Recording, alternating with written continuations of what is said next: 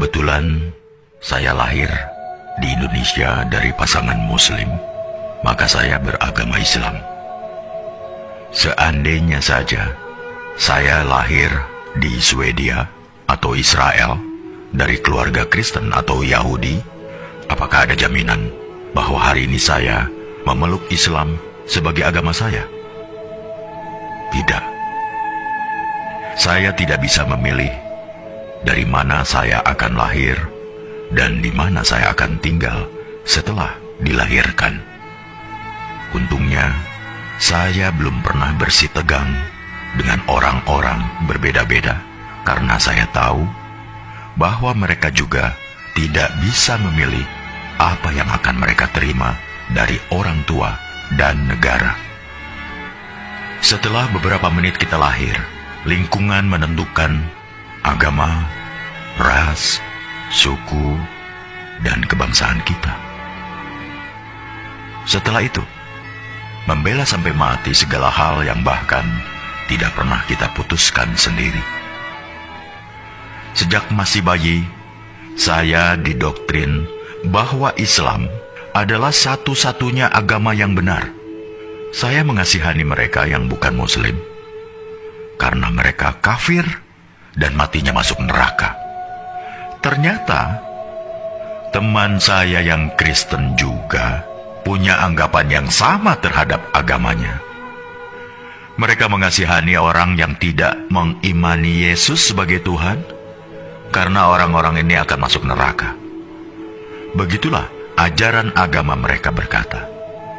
Maka, bayangkan, jika kita tidak henti menarik satu sama lainnya agar berpindah agama. Bayangkan jika masing-masing umat agama tidak henti saling beradu superioritas seperti itu. Padahal tak akan ada titik temu. Jalaluddin Rumi mengatakan, kebenaran adalah selembar cermin di tangan Tuhan, jatuh dan pecah berkeping-keping. Setiap orang memungut kepingan itu, memperhatikannya, lalu berpikir telah memiliki kebenaran secara utuh. Salah satu karakteristik umat beragama memang saling mengklaim kebenaran agamanya. Mereka juga tidak butuh pembuktian, namanya saja iman. Manusia memang berhak menyampaikan ayat-ayat Tuhan, tapi jangan sesekali coba menjadi Tuhan. Tidak usah melabeli orang masuk surga atau neraka, karena kita pun masih menghamba. Latar belakang dari semua perselisihan adalah karena masing-masing mengklaim golonganku adalah yang terbaik, karena Tuhan sendiri yang mengatakannya. Lantas, pertanyaan saya adalah, kalau bukan Tuhan, siapa lagi yang menciptakan para Muslim, Yahudi, Nasrani, Buddha, Hindu, bahkan ateis, dan memelihara mereka semua sampai hari ini? Agama apapun tidak ada yang meragukan bahwa Tuhan itu Maha Kuasa dan Maha Segala-galanya. Jika Dia mau, Dia bisa saja menjadikan kita semua sama, serupa, seagama, sebangsa, budaya yang sama. Tapi tidak kan?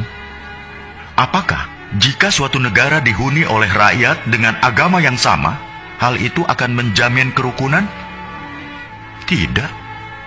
Nyatanya, beberapa negara masih rusuh, juga padahal agama rakyatnya sama, budaya yang sama. Karena, jangan heran, ketika sentimen mayoritas versus minoritas masih berkuasa, maka sisi kemanusiaan kita mendadak hilang entah kemana. Bayangkan juga seandainya masing-masing agama menuntut agar kitab sucinya digunakan sebagai dasar negara, maka tinggal tunggu saja kehancuran Indonesia kita. Karena itulah yang digunakan negara dan mengambil kebijakan dalam bidang politik, hukum, atau kemanusiaan. Bukanlah Al-Quran, Injil, Tripitaka, Weda, atau kitab suci sebuah agama, melainkan Pancasila, Undang-Undang Dasar 45, dan semboyan Bhinneka Tunggal Ika. Dalam perspektif Pancasila, setiap pemeluk agama bebas meyakini dan menjalankan ajaran agamanya. Tapi mereka tidak berhak memaksakan sudut pandang dan ajaran agamanya untuk ditempatkan sebagai tolok ukur penilaian terhadap pemeluk agama lain, hanya karena merasa paling benar. Misalnya umat agama A tidak berhak mengintervensi kebijakan suatu negara yang terdiri dari bermacam-macam keyakinan. Suatu hari di masa depan, kita akan menceritakan pada anak cucu kita betapa negara ini nyaris tercerai-berai bukan karena bom, senjata, peluru, atau rudal, tapi karena orang-orangnya saling mengunggulkan, bahkan meributkan di media sosial.